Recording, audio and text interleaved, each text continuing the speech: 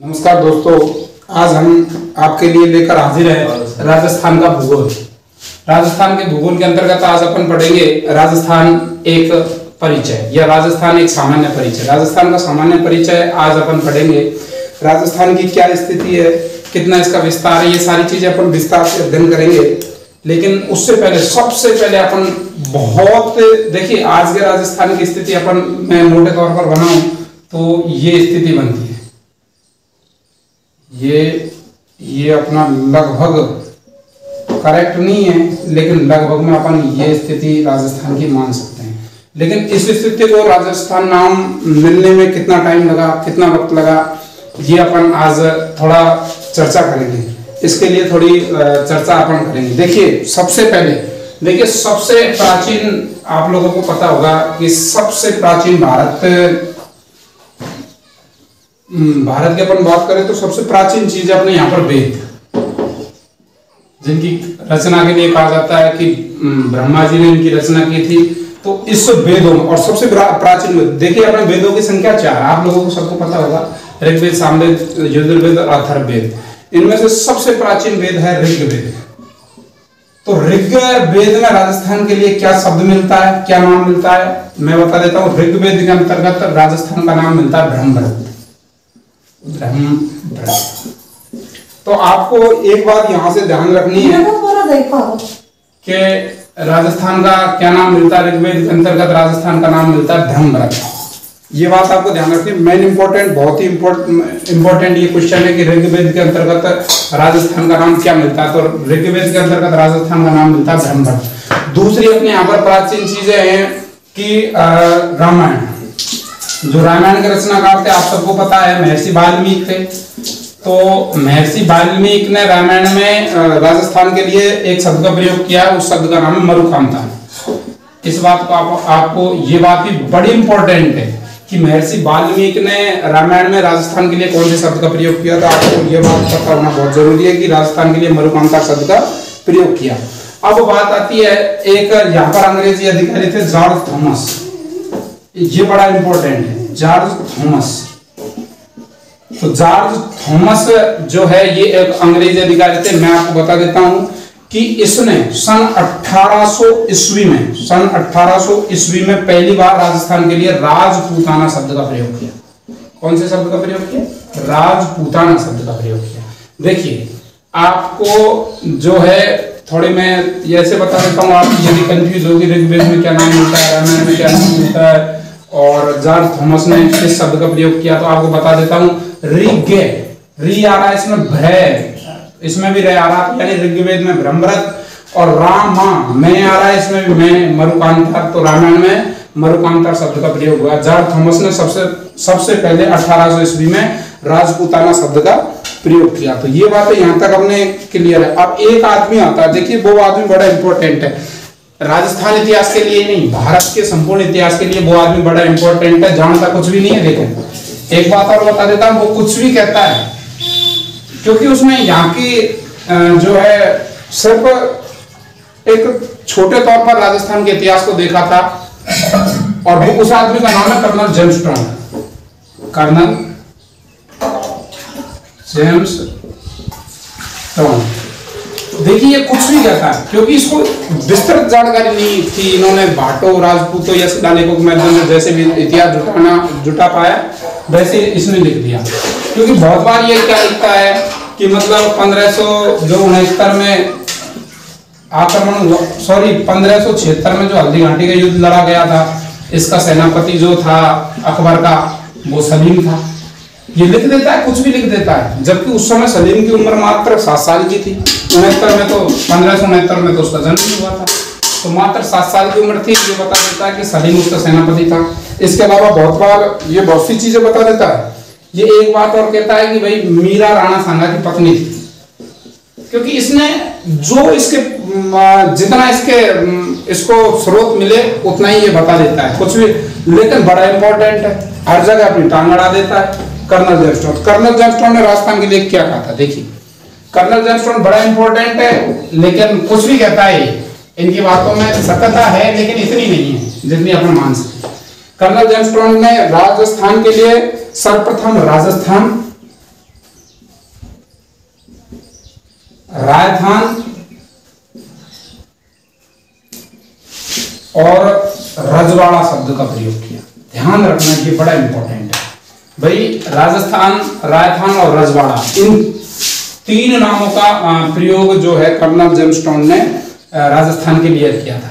आपको एक बार पुनः रिवीजन में देता हूं कि भाई ऋग्वेद में कौन सा नाम मिलता है, ब्रह्मवर्त।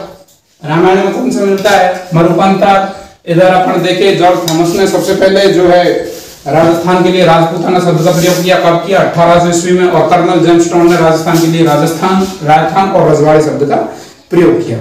अब ये तो हुई सिर्फ प्रयोग करने की बात, यहां तक तो इन्होंने प्रयोग किया है। इन्होंने कोई जो है इसके लिए कोई प्रूफ नहीं दिया कि भाई इस वजह से हम इसके राजस्थान के लिए राजस्थान शब्द का प्रयोग कर रहे हैं, ये राजस्थान शब्द का प्रयोग कर रहे हैं। इन्होंने कोई प्रूफ नहीं दिया, लेकिन अब प्रूफ सही मिलता है। राजस्थान शब्द का प्रयोग सर्वप्रथम शिलालेख में मिलता है। और वो कौन सा शिलालेख है, वो शिलालेख है बड़ा इंपॉर्टेंट है, बसंतगढ़ शिलालेख।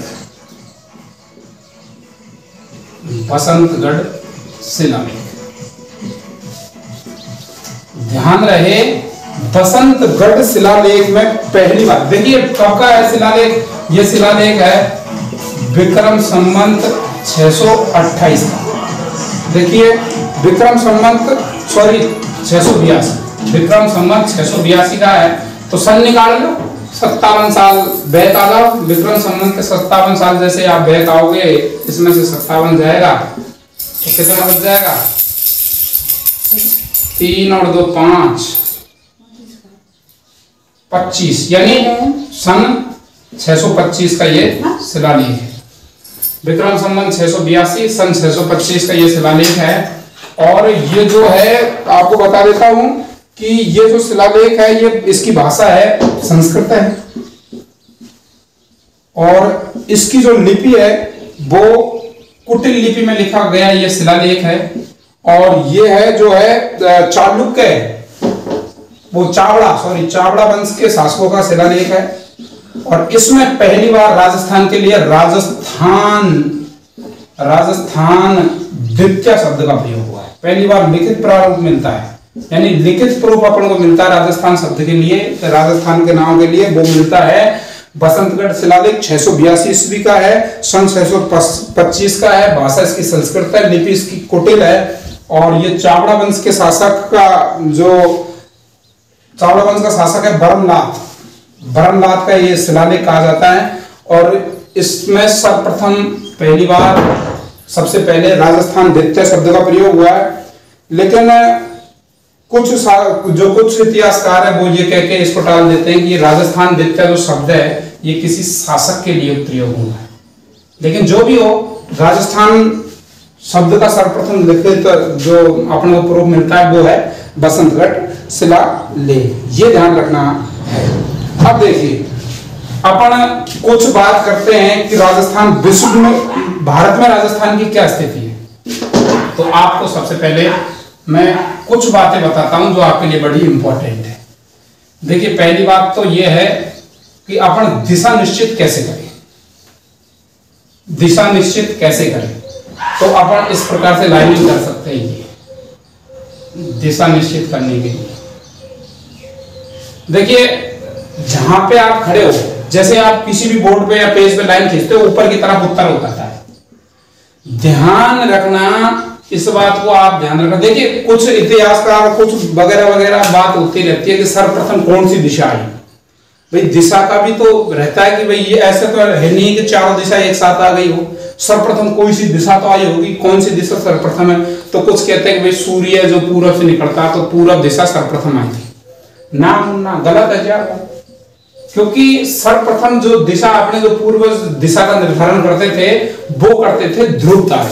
और ध्रुव तारा हमेशा उत्तर दिशा में ही उगता है। आप कहीं भी चले जाइए, ध्रुव तारा हमेशा उत्तर दिशा में उगता है। इसलिए सर्वप्रथम जो दिशा आई थी वो उत्तर आई थी। उत्तर के अपोजिट जो दिशा होती है वो होती है दक्षिण। तो सर्वप्रथम उत्तर नीचे की तरफ, यानी जब आप ऊपर की तरफ उत्तर लिखते तो नीचे की तरफ आप दक्षिण लिख सकते हो। अब देखिए आप इधर जब है तो ये पश्चिम है और ये पूर्व है। ये आपकी दिशा का निर्धारण हो गया। देखिए अब जब अपन 4 दिशाएं को उत्तर, ऊपर, दक्षिण, पश्चिम और पूरब, पूरब, पश्चिम, उत्तर, दक्षिण, ये 4 दिशाएं हो गई। लेकिन ये दिशा भी तो है, ये दिशा भी तो है, ये भी है, ये भी है। अब इनके लिए आप कैसे प्रयोग करो, क्योंकि एक बात ध्यान रखना है कि सर्वप्रथम दिशा कौन सी आई थी, उत्तर। इसलिए आप जब इधर लिखोगे तो इस दिशा को आप लिखोगे उत्तर पूर्व, न कि पूर्व उत्तर। आपने कहीं लिखा नहीं देखा होगा कभी भी कि पूर्व उत्तर, न उत्तर पूर्व, क्योंकि पहले दिशा कौन सी आई थी, उत्तर, पूर्व आई थी बाद में, इसलिए ये दिशा होगी उत्तर पूर्व। यहां भी यही फार्मूला लगेगा, ऐसे नहीं कि पश्चिम उत्तर, नहीं नहीं नहीं, कहीं लिखा नहीं देखा होगा आपने, ये भी उत्तर पश्चिम आएगा मुन्ना। इसके बाद में अपन बात करें नंबर 2 पर दिशा आई थी दक्षिण, इसलिए इस दिशा को आप कहोगे दक्षिण पश्चिम, ना कि पश्चिम दक्षिण। आपने कहीं लिखा नहीं देखा होगा कि पश्चिम दक्षिण, नहीं, इधर की ये दिशा है, पहले दक्षिण आई तो दक्षिण पूर्व। इसमें आपको गलती निकल, बहुत से बच्चे इसी में गलती कर देते हैं कि भाई इस दिशा को मान लिया पूर्व उत्तर या पश्चिम उत्तर या पश्चिम दक्षिण या पूर्व दक्षिण, ऐसा नहीं है। पहले उत्तर आएगी ऊपर की तरफ और यहाँ पे पहले दक्षिण आएगी। इन बात को आप बिल्कुल बिठा लो। अब भारत की अपन बात करें राजस्थान में, वो राजस्थान की बात करें भारत में, कि भारत में राजस्थान की क्या स्थिति है। देखो मैं छोटा सा भारत का नक्शा बना देता हूं आपके लिए, बिल्कुल पूरी तरीके से सही तो नहीं बन पाएगा, लेकिन फिर भी कोशिश करता हूं कि भारत की स्थिति इस प्रकार की।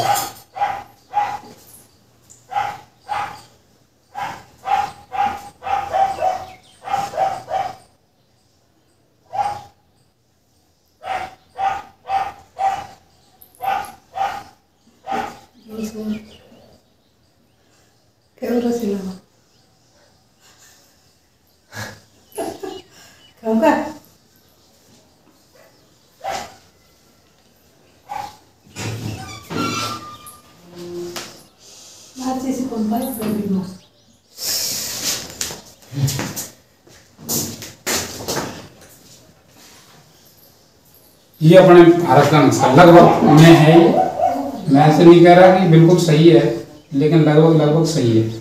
इसमें आप दिशाओं का निर्धारण जैसे ही करोगे तो आपको इस प्रकार से आपको बीच में ये खींच दी मैंने, वही ऊपर उत्तर है, ये दक्षिण है, ये पश्चिम है और ये जो है पूरब है। इधर की दिशा पूरब है, इधर पश्चिम है, ऊपर उत्तर है, नीचे दक्षिण है। बीच की दिशा वही निर्धारण हो जाएगा, ये उत्तर पश्चिम है, ये उत्तर पूरब है, ये पश्चिम दक्षिण है, वो सॉरी दक्षिण पश्चिम है और ये दक्षिण पूरब है। अब भारत में जो राजस्थान पड़ता है ये पड़ता है यहाँ पे। अब आप दिशा का निर्धारण करो, ये उत्तर दिशा हो गई, ये पश्चिम दिशा हो गई। तो भारत में जो राजस्थान की स्थिति है वो है बेटा उत्तर पश्चिम, यानी आप राजस्थान को पश्चिम में बिल्कुल नहीं बोल सकते कि राजस्थान भारत के पश्चिम में, नहीं, ये उत्तर पश्चिम में पड़ता है राजस्थान, ये स्थिति है। अब मैं विश्व में स्थिति बताऊं भारत की, वो राजस्थान की, तो आप देखो, देखिए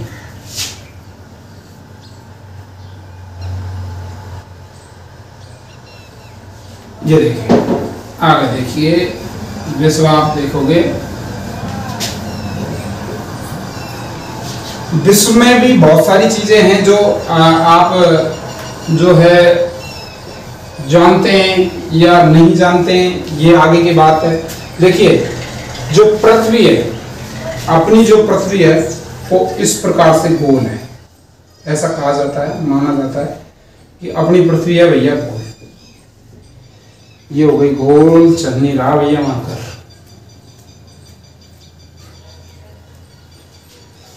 ये पृथ्वी अपनी हो गई, ये गोल हो गई साहब, इस प्रकार से। देखिए पृथ्वी को अपन 2 भागों में बांट दे, ये बांट दे, ये तो हो गया भाई उत्तरी गोलार्ध और ये हो गया दक्षिणी गोलार्ध। ये जो रेखा है बीचों बीच, पृथ्वी के बीचों बीच खींची गई काल्पनिक रेखा कहलाती है भूमध्य रेखा। भूमध्य रेखा यानी भू का मतलब होता है पृथ्वी, मध्य यानी होता है बीच में, यानी पृथ्वी के बीच में खींची गई रेखा यानी भूमध्य रेखा है। तो आपको मैं और बहुत सारी जानकारी बाद में दूंगा, जैसे अपन भौतिक प्रदेश पढ़ेंगे उसमें नॉर्मली देख रहा हूं मैं। इस प्रकार की जो काल्पनिक रेखा पृथ्वी पर खींची गई है, देखिए आप ये मत मान जाना कि ये रेखा है बिल्कुल जो है पृथ्वी पर खींची गई है, या आप साधन लेके पहुंच जाएगी ये रेखा कहाँ है मैं तो देख के आऊंगा, नहीं, ये सिर्फ काल्पनिक रेखा है। ये खींची गई है, ये खींची गई है, ये खींची गई है, ये इस प्रकार से, इसी प्रकार से ये है, इसी प्रकार से ये है, ये खींची गई है, और इधर खींची गई है ये रेखा, और यूं भी खींची गई है। तो इस प्रकार की जो रेखा है, यानी इनको चाहे पश्चिम से पूरब की तरफ कह दो या पूरब से पश्चिम की तरफ कह दो, इस प्रकार खींची गई काल्पनिक रेखा को तो अपन कहते हैं आकांक्षीय रेखा, आकांक्षीय विस्तार। और ये जो रेखा दक्षिण से उत्तर की तरफ या उत्तर से दक्षिण की तरफ खींची गई है, इनको कहते हैं देशांतरीय, देशांतरीय।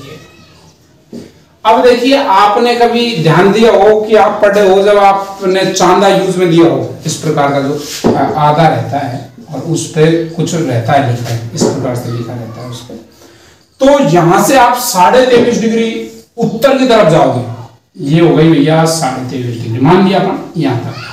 23.5 डिग्री ऊपर की तरफ जाओगे, 23 सही 1/2 ऊपर की तरफ जाओगे, इस रेखा को कहते हैं भैया करक रेखा, करक रेखा। इस रेखा को तो अपन कह दिया भैया कौन सी रेखा हो गई, करक रेखा हो गई। और 23.5 डिग्री नीचे की तरफ आप खींचोगे, ये खींच दिया 23.5 डिग्री नीचे की तरफ, इस रेखा को कहते हैं भैया मकर रेखा। हटिया ध्यान, आप जान गए, यानी देशांतरीय विस्तार इस प्रकार से होता है, उत्तर से दक्षिण की तरफ या दक्षिण से उत्तर की तरफ, जैसे भी आप मानो।